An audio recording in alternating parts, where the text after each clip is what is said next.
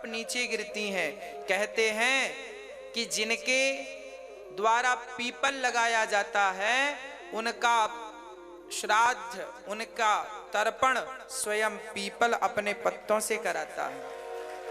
बरसात की हर बूंद जो पीपल के पत्तों से गुजरती है वो पुण्यदायी है, फलदायी है। वो हमारा श्राद्ध करता है, पिंड हमारा तर्पण करता है। हमारे मरने पर भी वो हमारे नाम का जल पृथ्वी पर छोड़ता रहेगा, हमारे नाम की छाया लोगों को देता रहेगा और उसका पूरा पुण्य आपके खाते पे पीपल वृक्ष भेजता रहेगा। ये पीपल की महिमा है। एक पीपल जरूर लगाना चाहिए। आपके घर के आसपास जगह हो तो जरूर पीपल लगाओ, उसकी सुरक्षा करो, बड़ा हो जाए, आपको बड़ा सुख मिलेगा। जब आप पीपल को देखेंगे, वाह ये हमने लगाया है ना, अच्छा लगेगा। कुछ तो अच्छा कर लो। इसलिए पीपल, अच्छा वृक्ष भी हमारे बच्चे ही तो हैं। कौन है वृक्ष? बच्चे। आपके बच्चे नहीं हैं तो रोते क्यों हो? पीपल लगाओ। पीपल की आयु तो 1000 साल, आपका पीपल रूपी बेटा तो 1000 साल जिएगा और 1000 साल तक आपके नाम का जल देता रहेगा वो। इसलिए 1 करोड़ वृक्ष में हमने अधिक से अधिक पीपल लगाने का विचार किया। आप भी अपने बच्चों के नाम से अपने लिए पीपल लगवाएं। आप भी अपना कल्याण इस प्रकार करें, कराएं। प्रहलाद जी से पिता ने पूछा, कहाँ है तेरा भगवान? प्रहलाद जी ने कहा, न केवलम में भवतश्च राजन सबई बलम बलिनाम चापरेसाम परिवरे में स्थिर जंग माये ब्रह्मादयो ये न वशम प्रणीता। कहाँ नहीं है भगवान पिताश्री? क्या इस खंबे पर है? हाँ, खंबा पर जो प्रहार किया हिरण्यकश्यपु ने खंबा टूटा, नरसिंह भगवान प्रकट हो गए। बोलिए नरसिंह भगवान की। जब भक्तों पर अत्याचार होता है तब तब भगवान को किसी न किसी रूप में आना पड़ता है। आज प्रहलाद के लिए भगवान ने नरसिंह अवतार लिया। हिरण्यकश्यपु ने कहा, आप कौन हैं? भगवान बोले, तेरी मृत्यु हूं। बोले, नहीं मरूंगा। क्यों? क्योंकि मैंने ब्रह्मा से वरदान मांगा है, ना दिन को मरूं न रात को। भगवान बोले, ना ये दिन है ना रात है, संध्या की वेला, अब तो मरेगा। बोले, अभी भी नहीं मरूंगा। क्यों? किसी अस्त्र शस्त्र से नहीं। भगवान बोले, नाखून तेरे लिए बढ़ाए। हर प्रश्न का जवाब दिया। कितना बचेगा? मौत से कब तक बचोगे ये बताओ? कितने दिन बचोगे? कभी तो मौत आएगी। इसलिए तैयार रहा करो मरने के लिए भी। मौत आए तो बिल्कुल रेडी रहो, भागो मत, रो मत, मर ना जाए। क्यों नहीं मर जाओ? मरना तो पड़ेगा, कौन बचा है? इसलिए प्रहलाद जी खड़े हैं। हिरण्यकश्यपु की छाती विदीर्ण कर दी भगवान ने, उद्धार किया, उसकी आंतों को गले में माला बनाई। प्रहलाद जी ने भगवान की स्तुति की। ब्रह्मा दया सूर्यगणा मुनयोथ सिद्धा सत्वैकतानमतयो वचसां प्रवाहैः नाराधितुं पुरुगुणैरधुनापि विप्रुः किं तोष्टुमर्हति समे हरिरुग्रजाते।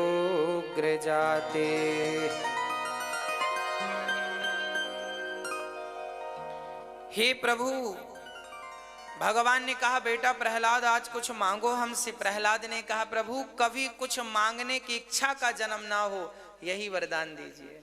हम आपसे कभी कुछ ना मांगे, कभी कुछ मांगने की इच्छा ही ना जन्म ले, ऐसी कृपा करो कि हम आपसे कभी कुछ मांगे ही ना, ऐसी कृपा करो। भगवान से प्रहलाद ने क्या मांगा? निष्काम भक्ति। हमें कुछ नहीं चाहिए। अर्थ न धर्म न काम रुचि गति न चाहु निर्वाण जन्म जन्म रति राम पद, यह वरदान नया।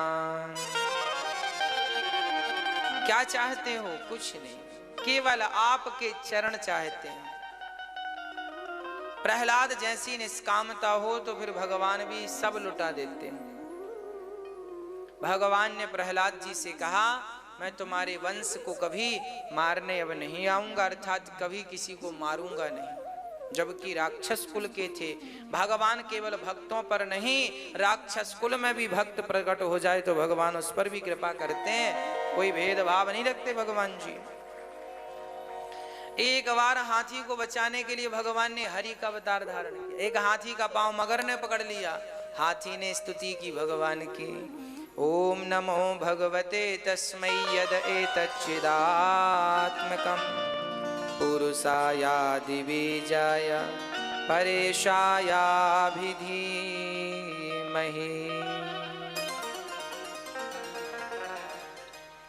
हाँ, आज प्रहलाद जी, आज भगवान हरि अवतार ले रहे हैं इस हाथी की रक्षा के लिए। हाथी का भी हाल वैसा ही था कि जब तक उसके पास बल था तब तक तो सब थे, अब निर्बल हो गया तो सबने साथ छोड़ दिया। जब पैसा हमारे पास में था तब दोस्त हमारे लाखों थे, अब वक्त पड़ा है मुश्किल का तब पूछने वाला कोई नहीं।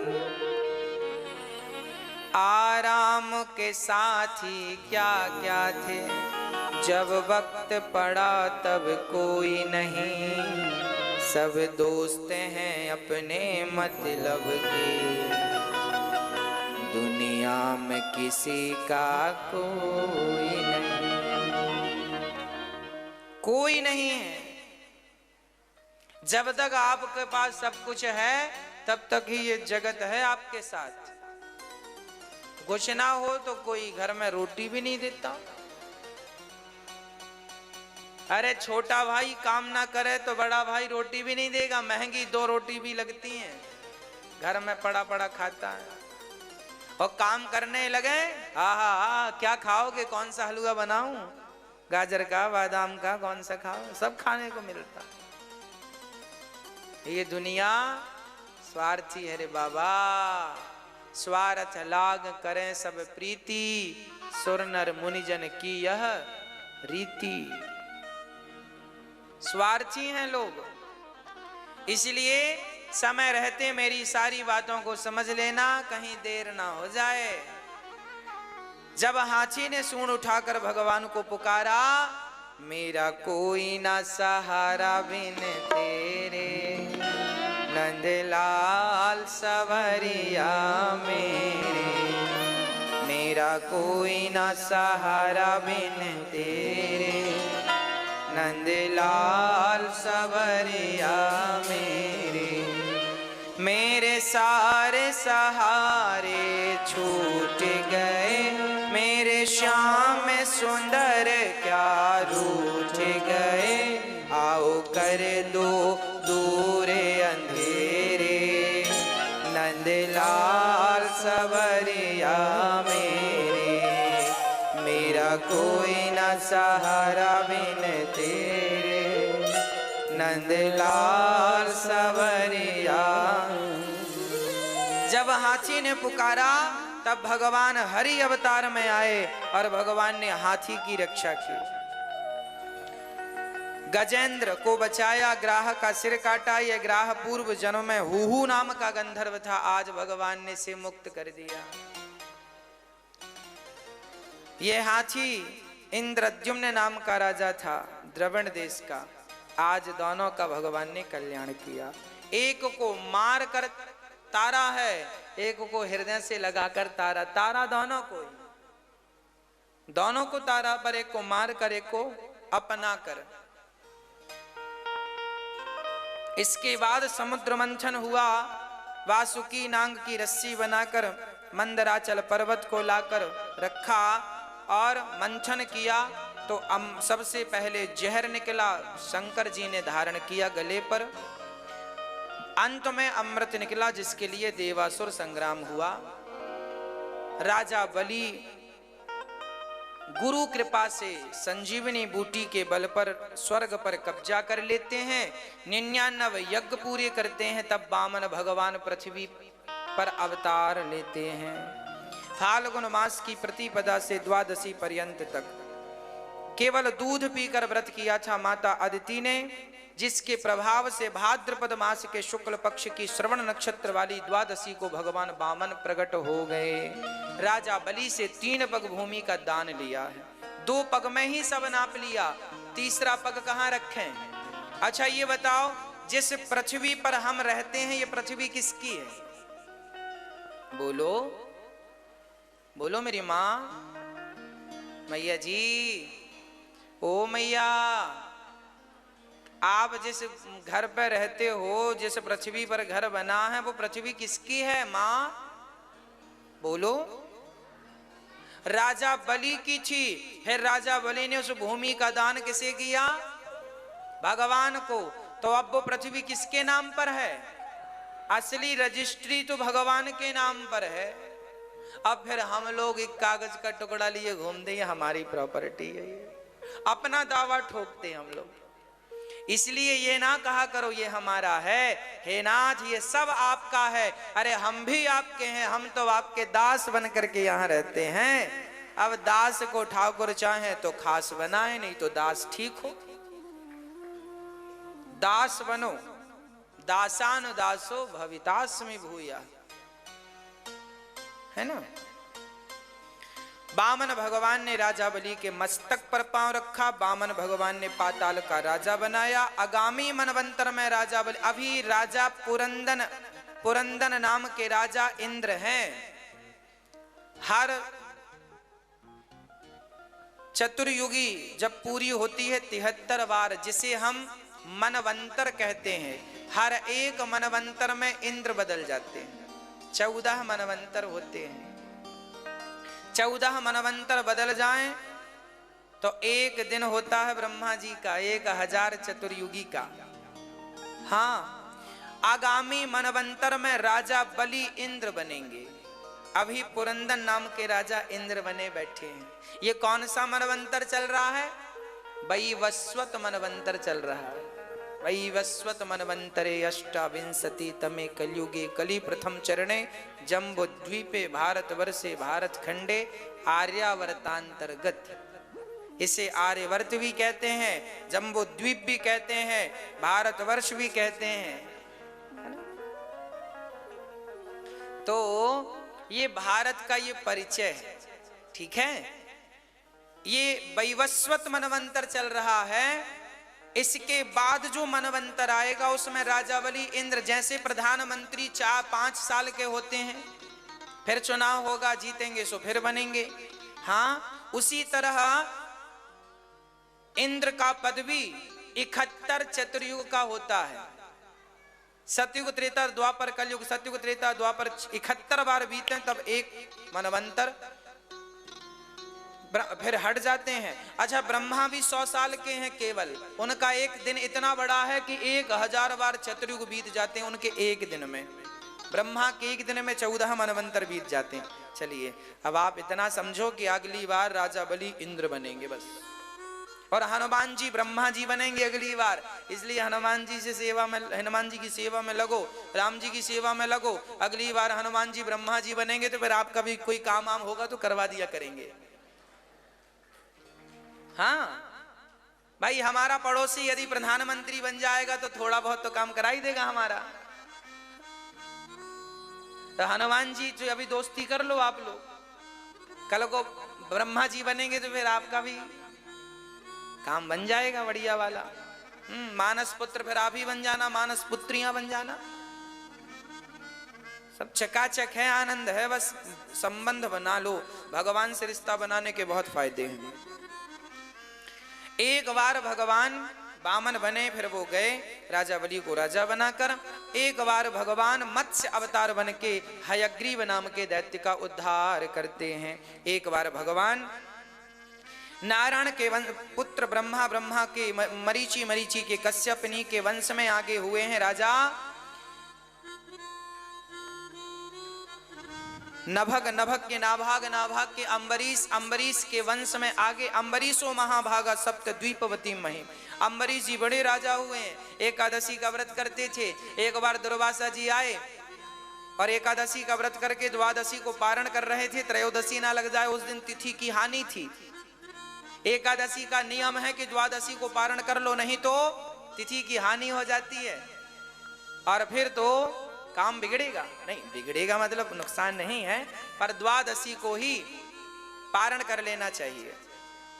दुर्वासा जी, अब तो दुर्वासा जी बोले हम भी प्रसादी पाएंगे। कहा पालो। वो बोले स्नान करके आता हूं, स्नान करने में देर लग गई। तो यहाँ इन्होंने जल ग्रहण कर लिया अम्बरीश ने, तो दुर्वासा जी ने जटा उठाकर फेंक दी, कृत्या प्रकट की, जाओ इस अम्बरीश को मार डालो, क्योंकि संत का अपमान करता, बिना खिलाए खा गया। तब भगवान ने अपना सुदर्शन नियुक्त कर रखा था अम्बरीश की सेवा में। सुदर्शन ने कहा भक्त को मारेगा, चल पड़े, कृत्या को भस्म किया और दुर्वासा को मारने। दुर्वासा जी भागे, ब्रह्मा बचाओ। ब्रह्मा जी बोले सुदर्शन से कोई समाधान नहीं। शिव जी बचाओ, शंकर जी बोले नहीं बचाएंगे। नारायण से कहा आप बचाओ। भगवान ने कहा यदि आपने मेरा कुछ बिगाड़ा होता तो मैं आपको माफ कर देता, पर आपने मेरे भक्त का बिगाड़ा है, इसलिए मैं आपको माफ नहीं कर सकता। अहम भक्त पराधीन यस्वतंत्रिवध्वजा साधुभिर्गृहस्थ हृदयो भक्तिर्भक्त जनप्रिय। अहम भक्त पराधीन यस्वतंत्रिवध्वजा साधुभिर्गृहस्थ हृदयो भक्तिर्भक्त जनप्रिय। जो गृहस्थी में रह के भक्ति करता है, भगवान कहते हैं मैं उन भक्तों को ज्यादा प्यार करता हूं जो गृहस्थी में रह के मेरी भक्ति करता। देखो संसार छोड़ देना, बाबा जी बन जाके भजन कर लेना सरल है साहब, पर पति पत्नी बच्चों के साथ रहकर भगवान को याद करना, झंझटों में रह के भी भगवान को याद करना ये कठिन है। भगवान संतों से 10% प्यार करते हैं तो गृहस्थियों से 20% प्यार करते हैं। बस आप उनसे प्यार थोड़ा सा कर लो बस। मैया समझ में आ रही है बात?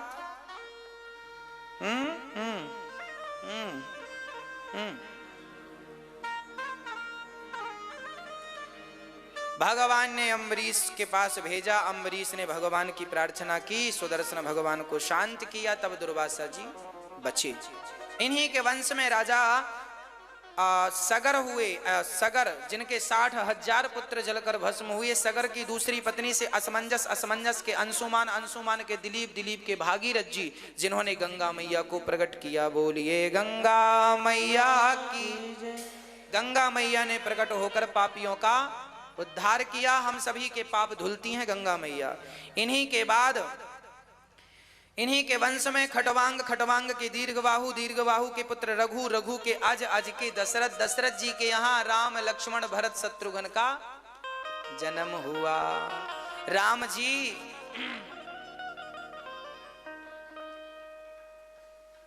राम जी की कथा बड़ी अनंत है।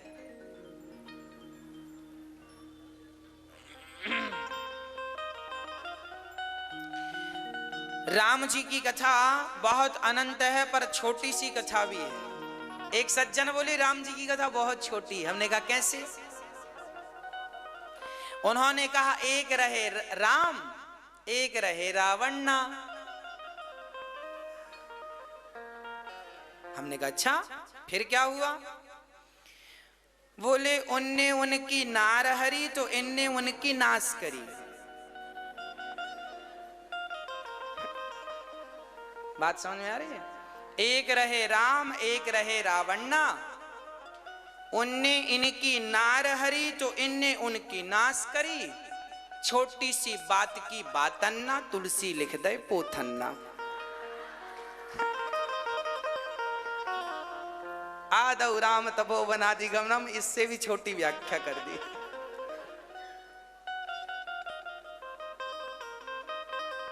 एक रहे राम, एक रहे रावण। वाने वन की नार हरी, वाने वन की नाश करी। छोटी सी बातन की बातन्ना, तुलसी लिख दे पोथन्ना। राम कथा पूरी। बोलो सियावर रामचंद्र की जय। ये गांव के लोग राम कथा ऐसी कहते हैं, छोटी सी। वास्तविक में राम की कथा है तो अनंत, है तो विशाल, पर समझ में आ जाए एक बात, तो वो एक इतनी सी बात ही हम सबको पार लगा देगी। राम क्या सिखाते हैं? राम नवमी को जन्म लेकर के, राम जी ने सीता से विवाह करके, माता पिता की आज्ञा का पालन करके, 14 साल का वनवास पूरा करके, राम जी ने भरत जी को हृदय से लगाकर राम सीता राम राजा बने, सिया जी रानी बनी। ये छोटी सी कथा हो या बड़ी सी, इससे हमें कोई मतलब नहीं कि राम की कथा छोटी है या राम की कथा बड़ी है। हमें तो मतलब इससे है कि राम की कथा से हमने क्या सीखा और आपने क्या सीखा, प्रेरणा क्या ली, शिक्षा क्या ली। राम ने अपने माँ बाप की आज्ञा का पालन करके, माँ बाप की आज्ञा का पालन करके माँ बाप की सेवा करने का हम सभी के अंदर भाव प्रकट किया है, सेवा करनी सिखाई है।